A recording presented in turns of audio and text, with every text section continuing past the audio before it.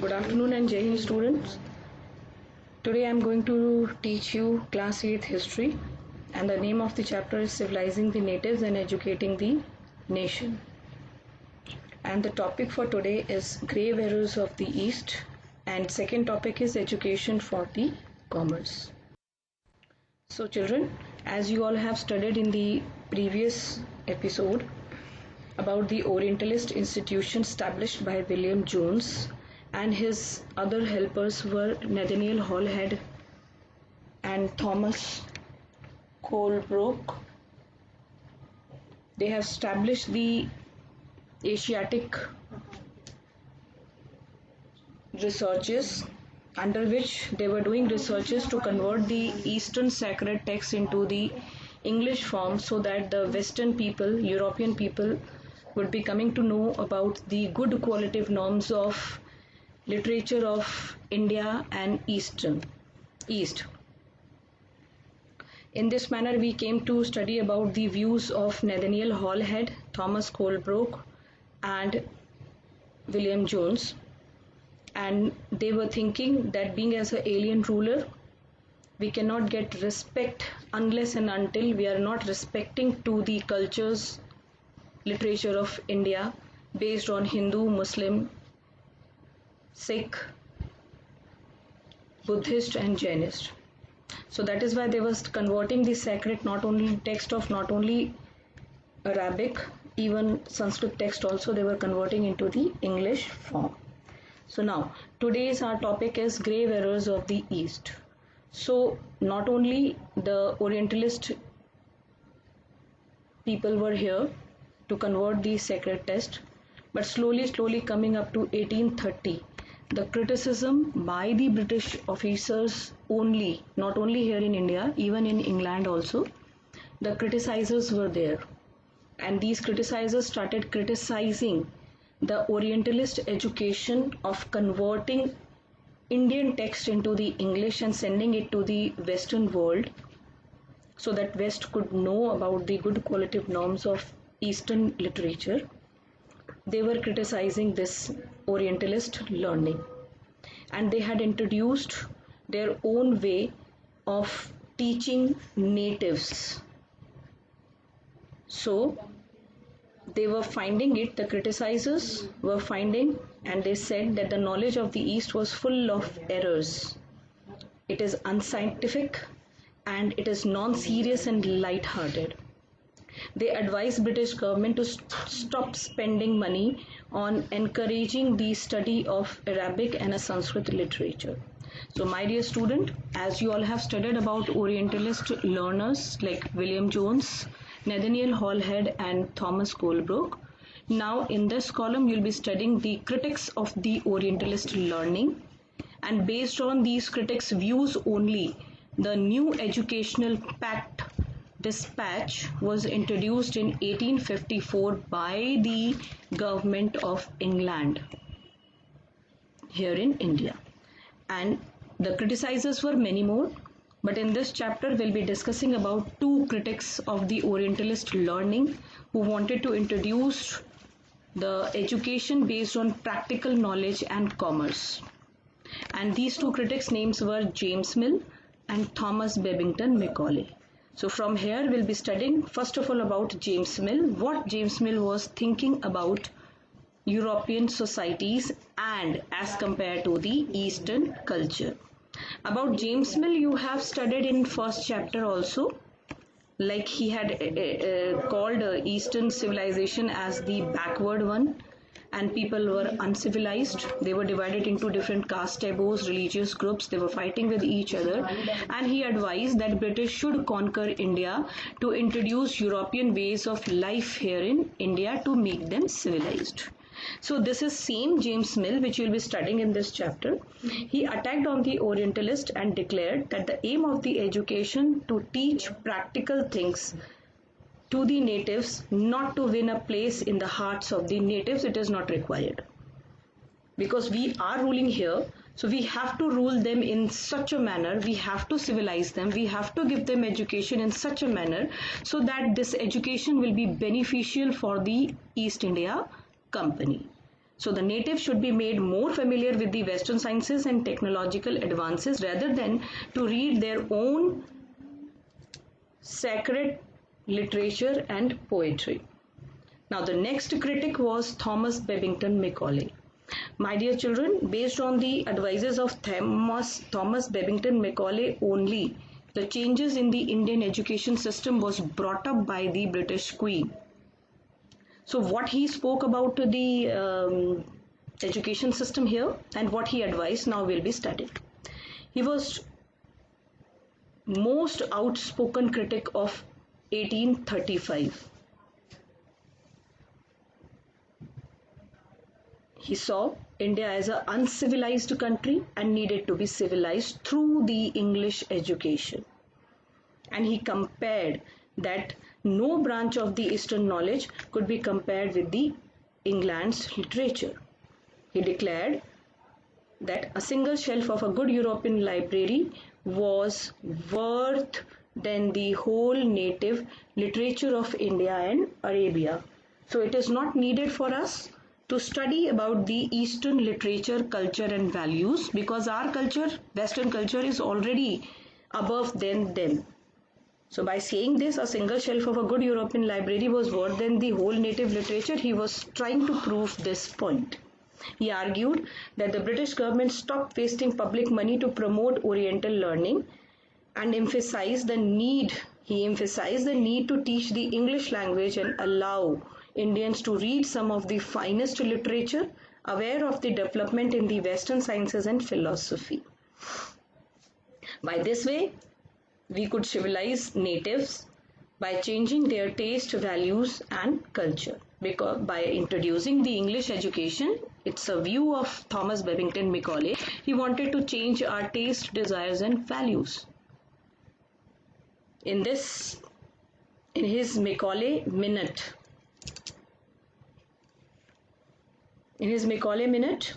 it was a kind of journal, editorial, which he was always every day taking out in the newspaper, and he advised in his Macaulay Minute that the English Education Act of 1835 was introduced based on his advice to stop the promotion of Oriental institutions like Calcutta Madrasa and Banaras Sanskrit College. He started criticizing the Orientalist institution and started calling these institutions as the temple of darkness that were falling off themselves into the decay. Now, my last topic is education for commerce. So, based on the advices of the critic like James Mill and Thomas Babington Macaulay, British government in England had sent one dispatch which was known with the name of Wood's Dispatch in 1854, and it was sent from the court of directors of the East India Company. Means British government had sent it to the East India Company, that dispatch, and that dispatch was sent by the East India Company to the Governor General here in India. It was issued by the Charles Wood, and that is why on his name only this dispatch got the name Wood's Dispatch. He was the president of the board of control of the company. This education policy emphasized on the practical benefits of the European learning, and it had strongly criticized the Orientalism or Oriental learning here in India. So now we have to study what kind of practical uses this education for commerce or Wood's Dispatch was giving to us. So, according to this Wood's Dispatch, it will enable Indians to recognize the expansion of trade, commerce, Western sciences and philosophy so that people could admire it. It introduced the European ways of life which would change their taste, desires and values, and it will create a demand for the British goods. For example, in art tradition, according to Hindus, according to Muslims, according to Sikh, according to Buddhist and Jainist, this to celebrate birthday, the cake system was not there. But nowadays, somehow, with this practical education along with the missionary school concept, till today, coming up to today, This concept is totally now changed. Whenever someone belong to any religion having the birthday, we first of all think of to cut the cake in the evening. We never think of that we have to perform rituals, birthday rituals according to our religious norms.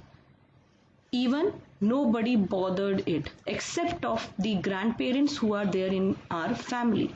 They first of all want to perform rituals, birthday rituals. Okay, so by this way, slowly by introducing this education, Britishers wanted to change our taste, desires and values, which they. Another example, earlier for studying, students were sitting on the ground floor, and they were studying. Maybe Hindu, Muslim or anyone. Till today, if you will enter in the mosque, you will be finding people are sitting on the ground. But it was European manner, style only, that in our system dinner table and for study table introduced. So slowly, maybe slowly, but this European learning had created a changes in our day-to-day life. The student who studied in the English medium schools of those time, they stopped wearing their religious costumes. Somehow they felt insulted to wear dhoti kurta or kurta pajama or wearing fez somehow. Okay, so it was introduced with the intention of changing our taste, desires and values. Another point, it would improve the moral character of the Indians. Let me tell you one thing, it was thought by the British. But I am telling you, do not feel insulted regarding your identity, because our moral character was more higher than them. But they introduced in this manner that it would make them truthful, honest towards them. Let me tell you one thing, we were not dishonest, we were not crippled. But according to them, we were crippled because we were not beneficial for them, if unless and until we were not studying their education, their lifestyle, their system. And the intention was to give this education not only to make us truthful or honest. The intention was to take out more and more civil servants for the company. According to them, this education will instill a sense of duty and a commitment towards the work, and it will develop the skill required for the administration accepted. This was the correct thing.